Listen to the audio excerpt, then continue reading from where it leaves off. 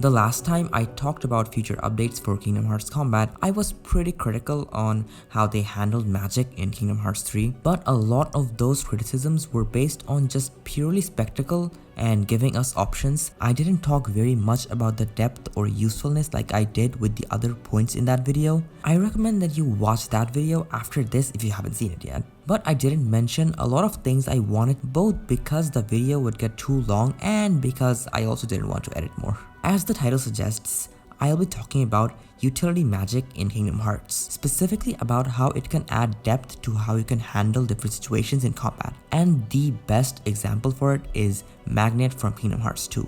Magnet is the best spell in Kingdom Hearts, by far. It's not even a competition. I'm pretty sure for most people who are into Kingdom Hearts speedrunning or is aware of some semi-advanced Kingdom Hearts 2 tech, this is obvious. But I'd imagine some newer fans might not be cognizant of the complexity of Kingdom Hearts 2's Magnet compared to every other spell in the series. So today I'm going to try and thoroughly explain exactly that.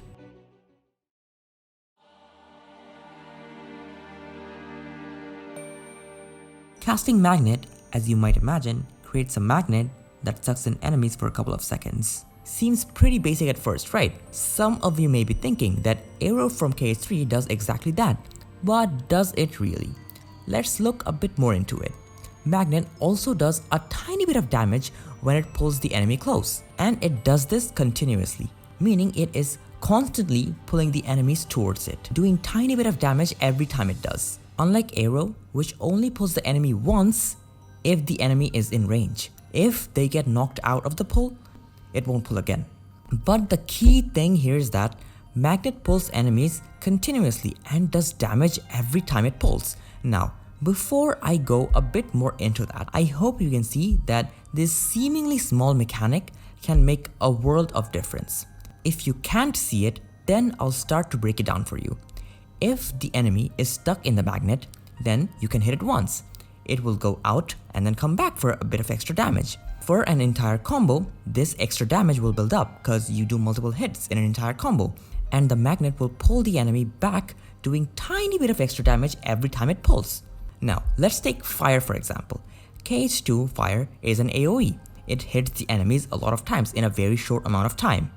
Combining that with Magnet, you can exponentially raise your damage output. Magnet also acts as a finisher, so if you have Finishing Plus equipped, you can use Magnet and then Explosion, which does a crazy amount of damage. Or you can also go from Magnet directly into a Finishing Leap that'll put you in the air while doing some extra damage from both the Finishing Leap and the additional pull, and then you can immediately use Fire and do a lot of damage. Just think about this. We've pretty much combined three seemingly unrelated things and made them work in a way that made all three of these better. But we aren't even halfway done. We all know that building up your drive gauge can be a bit difficult and annoying in Kingdom Hearts 2, but when we are doing that Magnet Fire combo, due to the Magnet and Fire hitting multiple enemies continuously, it also acts as a great way to increase your drive gauge. And we can use that mechanic like this.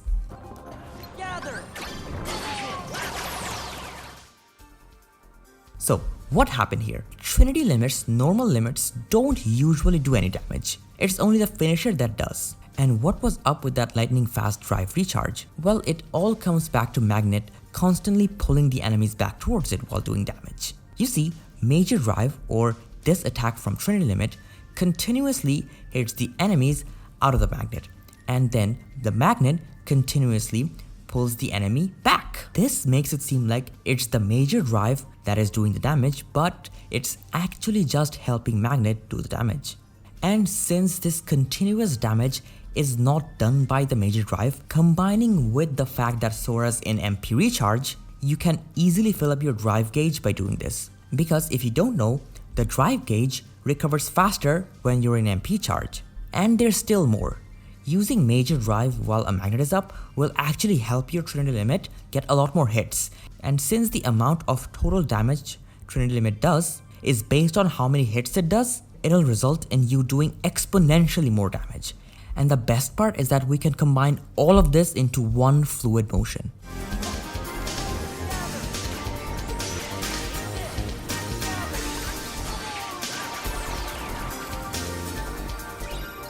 This magnet tech isn't only for fire and trinity by any means, it can be done with any attack that can hit continuously. One of the best ways to use it is with Genie.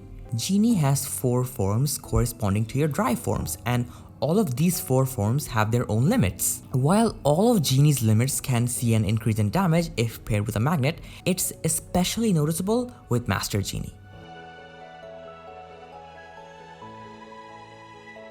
And the coolest thing in all of this is this.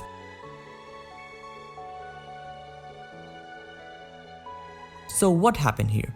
Well, using Genie's summons takes away a couple of your drive gauges. But with the continuous magnet hits due to Genie hitting them out of the magnet and it pulling them back, you can actually gain back a lot of your drive gauge if you pair a limit with magnet. So not only does magnet increase Genie's damage, it also increases the amount of time you can use limits, so you can ultimately do like triple or even quadruple the amount of total damage from a regular summon without casting magnet.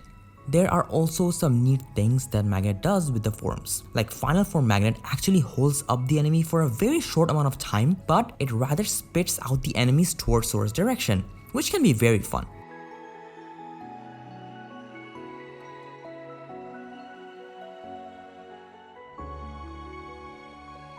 It can also pick up items, which is really cool. Master Form Magnet is the longest magnet Sora can cast. It can be extremely helpful in situations like this. Honestly, it's so long you can probably go and play all of the Union Cross missions. Then since Reflect pushes enemies out, a Magnet Reflect combo can also be very useful for not only keeping the enemies close, but also does extra damage because Reflect does continuous damage for a short amount of time, thus the magnet can continuously pull back the enemies, doing a bit more extra damage. It also adds a lot of revenge value, which makes things like this possible.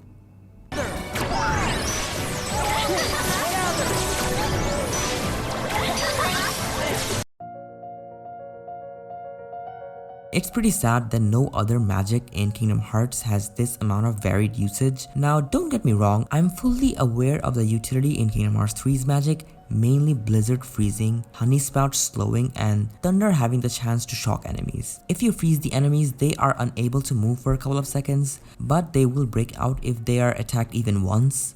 Slowness is just that, it just slows the enemies for a couple of seconds. But shock is a bit more interesting on the surface and something that I assume a lot of people still don't know fully about. Me personally, I didn't figure it out until like a couple of months ago. So this is how it works. When you shock multiple enemies, if they touch each other, it will take out a percentage of their health. This seems like it has a lot of promise, right?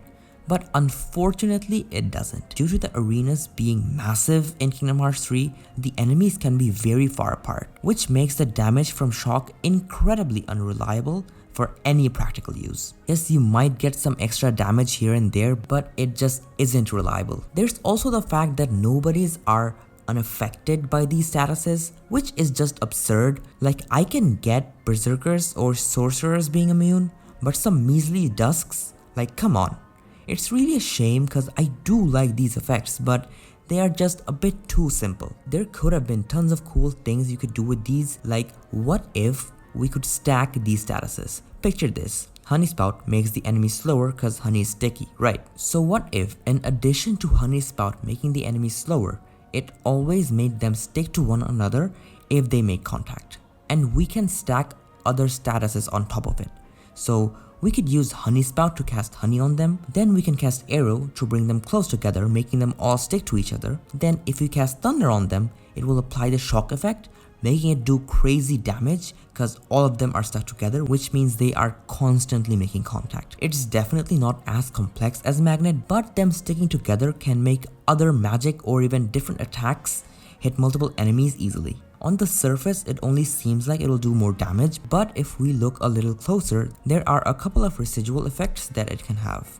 The primary one being, all of the enemies being stuck together means your attacks can hit multiple enemies at once, which means you'll be able to build up your situation command gauge way faster. But that's not all. Them being at one place make them very easy to see and react to, which means you are less likely to get hit from off screen because of something hit you from behind without any warning. And I'm pretty sure that is one of the most frustrating things in KH. I don't know, I feel like this could have worked really well. Now I know the title said only utility magic, but I'd like to talk about some other things. Firstly, physical combat. One thing KH2 does very well is that it can make skilled players feel amazing for using the mechanics the game it has to its fullest that most players might not even know about. I won't deny that sometimes it may cause some degree of elitism, but disregarding that for a sec, I feel like people don't like Valor form very much because of the lack of defensive options. But the thing is, you can block and dodge a lot of things with it. Normal attacks can block. Its finishers have a lot of parry frames, sometimes even the faster running is enough to dodge many attacks. It's the same case with final form and almost all of its movements having tons of parry frames. Properly using that always makes me feel so cool.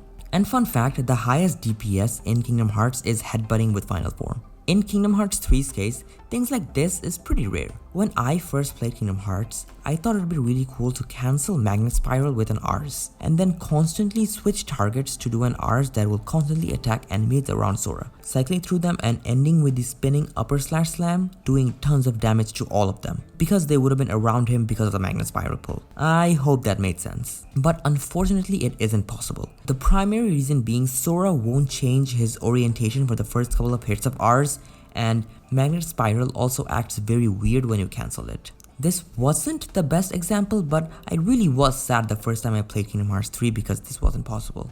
One last thing I'd like to talk about is aerial dodge. It is one of the best movement options in KH2 while being probably the worst movement option in KH3. Not only does aerial dodge cover a great distance in KH2, but it feels incredible to use when you pair it up with glide, as Sora immediately reaches maximum velocity. I feel like people take this for granted in KH2. Just boot up Kingdom Hearts 2 right now and try to glide without aerial dodging and then with aerial dodging.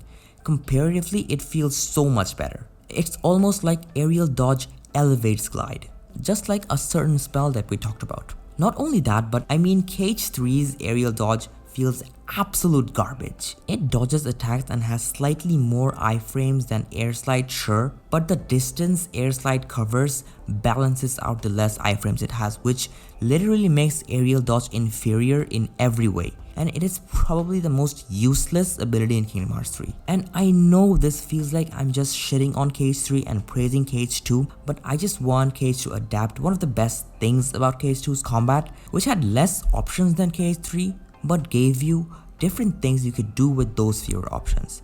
It is present in KH3, but not to the degree that it was in KH2.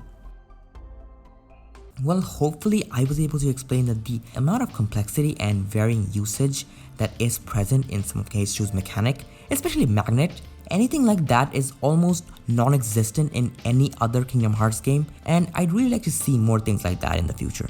Obviously not every spell has to have this many usage, but it'd be nice if you could use spells for more than just raw damage. I assume most of my audience are very into Kingdom Hearts 3's combat and not completely well versed into KH2's combat, so I wanted to explain a reason among many about why I think Kingdom Hearts 2's combat is also very good, that a lot of people might not know about. This is why I was pretty critical about magic being heavily underutilized in KH3 in a previous video of mine about future combat updates in Kingdom Hearts. You can check that out if you want to right now.